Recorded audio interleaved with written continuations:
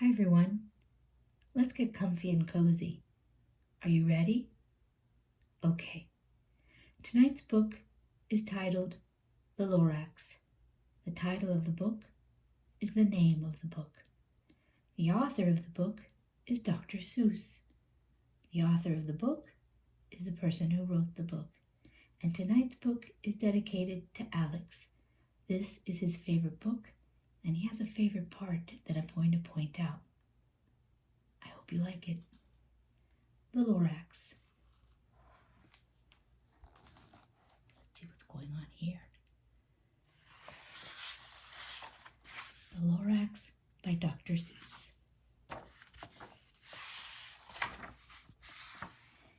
At the far end of town, where the grickle grass grows, and the wind smells slow and sour when it blows, and no birds ever sing excepting old crows, is the street of the lifted Lorax. And there it is. And deep in the grickle grass, some people say, if you look deep enough, you can still see today where the Lorax once stood, just as long as it could before somebody lifted the Lorax away. What was the Lorax, and why was it there, and why was it lifted and taken somewhere far from the end of town where the grickle grass grows? The old Once-ler still lives here. Ask him. He knows. You won't see the Once-ler. Don't knock at his door. He stays in his lurkum on top of his store. He lurks in his lurkum, cold under the roof, where he makes his own clothes out of mifmuffered moof. And on special dank midnights in August, he peeks out of the shutters, and sometimes he speaks and tells how the Lorax was lifted away. He'll tell you perhaps, if you're willing to pay. There he is looking out. On the end of a rope, he lets down a tin pail. Boop. And you have to toss in 15 cents and a nail, and the shell of a great-great-great-grandfather snail. Then he pulls up the pail, makes a most careful count to see if you've paid him the proper amount. Then he hides what you paid him away in his snub, his secret strange hole in his grovelous glove. There it is. That's where he puts his money. Then he grunts, I will call you by whisper-ma-phone, for the secrets I tell you are for your ears alone. Let's see. Slop. Down slups the whisper-ma-phone to your ear, and the old Once-ler's whispers are not very clear, since they have to come down through a snurgly hose, and he sounds as if he had smallish bees up his nose. Now I'll tell you, he says, with his teeth sounding gray, how the Lorax got lifted and taken away. It all started way back, such a long, long time back.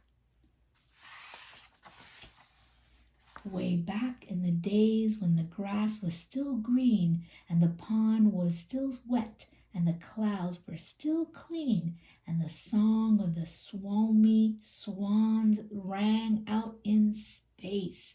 One morning I came to this glorious place, and I first saw the trees, the Truffula trees, the bright-colored tufts of the Truffula trees, mile after mile in the fresh morning breeze.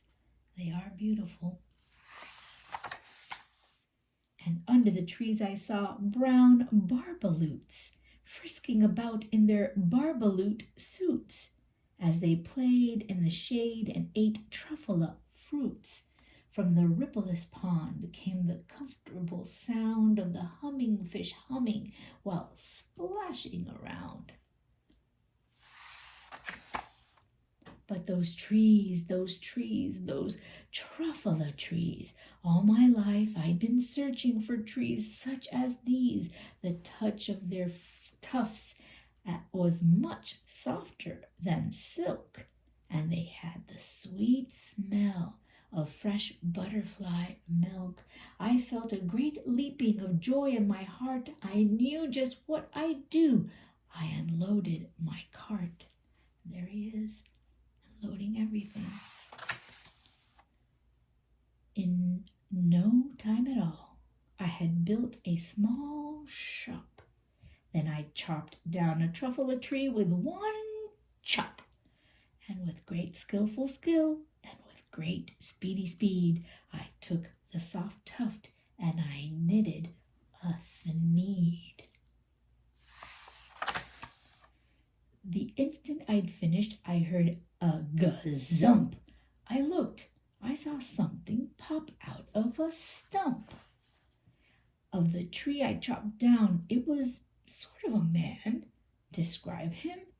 That's hard. I don't know if I can. He was shortish and oldish and brownish and mossy, and he spoke with a voice that was sharpish and bossy. "Mister," he said with a sawdusty sneeze, "I am the Lorax. I speak for the trees. I speak for the trees have no tongues, and I am asking you, sir, at the top of my lungs," he was very upset as he shouted and puffed, "what's that thing you've made out of my Truffula tuft?"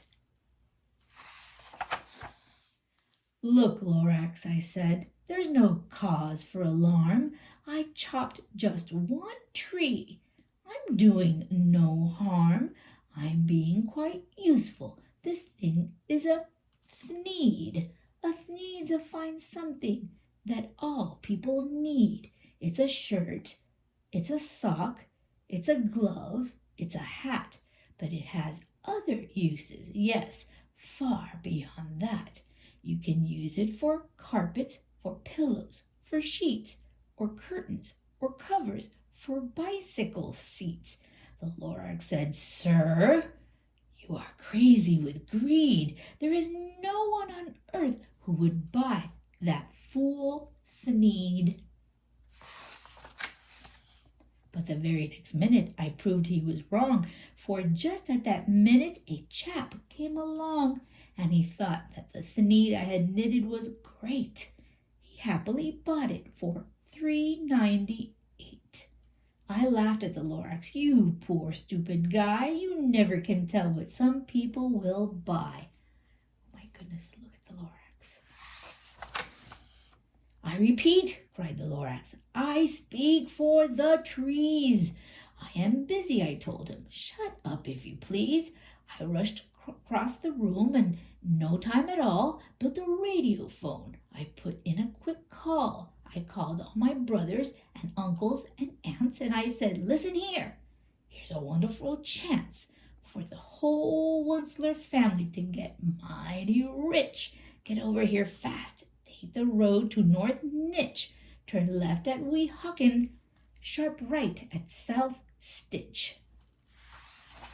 And in no time at all, in the factory I built, right there, the whole Once-ler family was working full tilt. We were all knitting thneeds, just as busy as bees, to the sound of the chopping of Truffula trees. They were chopping and chopping. Here they are knitting. But there's the Lorax. He's watching it all. Then, oh baby, oh how my business did grow. Now chopping one tree at a time was too slow. So I quickly invented my super axe hacker, which whacked off 4 Truffula trees at one smacker. We were making thneeds 4 times as fast as before, and the Lorax, he didn't show up anymore.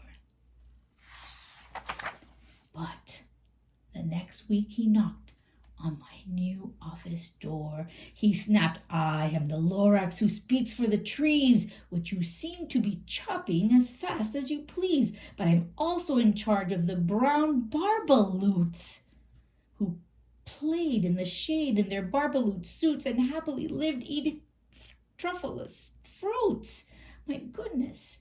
Now, thanks to your hacking my trees to the ground, there's not enough Truffula fruit to go round, and my poor barbaloots are all getting the crummies because they have gas and no food in their tummies." Poor barbaloots. They loved living here, but I can't let them stay. They'll have to go find food, and I hope that they may. "Good luck, boys," he cried, and he sent them away.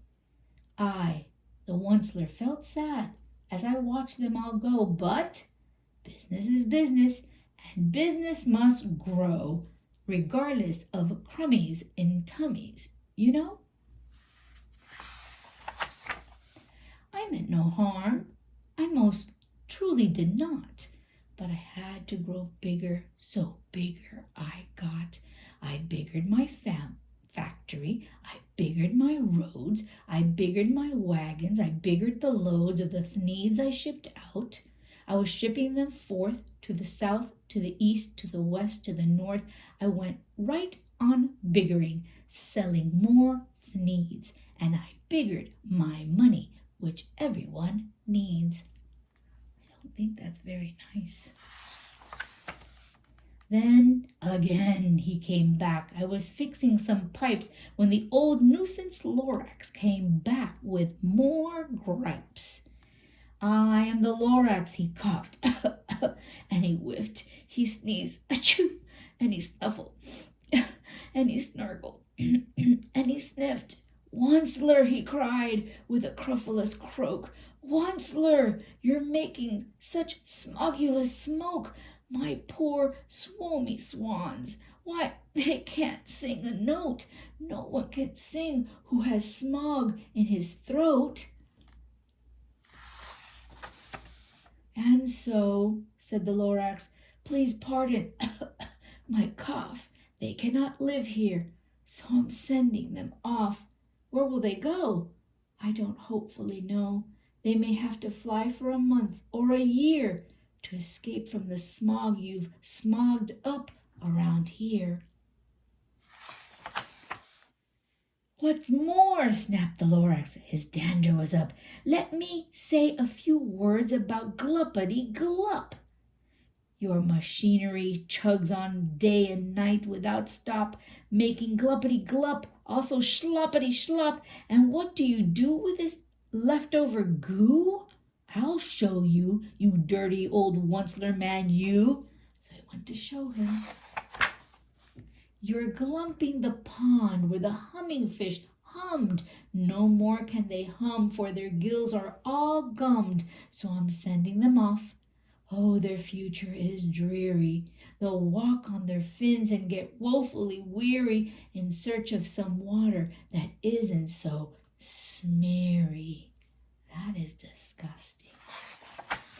And then I got mad. I got terribly mad. I yelled at the Lorax, "Now listen here, Dad. All you do is yap, yap, and say bad, bad, bad, bad. Well, I have my rights, sir, and I'm telling you, I intend to go on doing just what I do. And for your information, you Lorax, I'm figuring on biggering and biggering and biggering and biggering, turning more Truffula trees into thneeds, which everyone needs."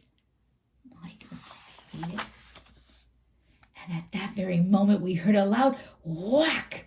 From outside in the fields came a sickening smack of an axe on a tree. Then we heard the tree fall, the very last Truffula tree of them all.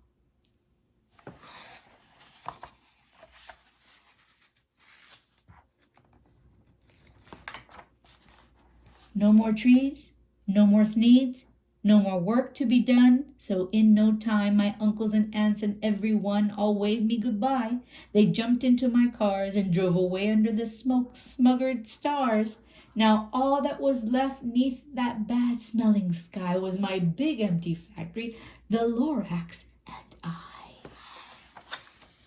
The Lorax said nothing, just gave me a glance, just gave me a very sad backward glance as he lifted himself by the seat of his pants, and I'll never forget the grin look on his face when he hoisted himself and took leave of this place through a hole in the smog without leaving a trace.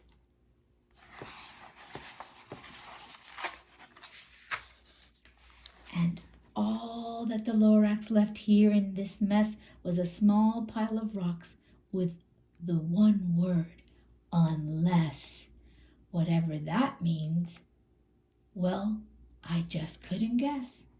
That was long, long ago, but each day since that day I've sat here and worried away through the years while my buildings have fallen apart. I've worried about it with all of my heart.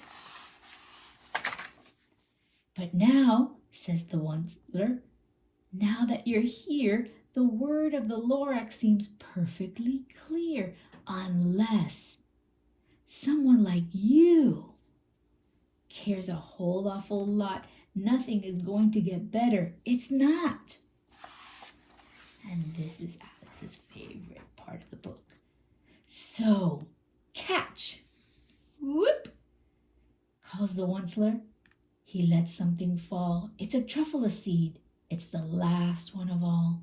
You're in charge of the last of the Truffula seeds, and Truffula trees are what everyone needs. Plant a new Truffula. Treat it with care. Give it clean water and feed it fresh air. Grow a forest protected from axes that hack. Then the Lorax and all of his friends may come back. I hope you like this book. I know Alex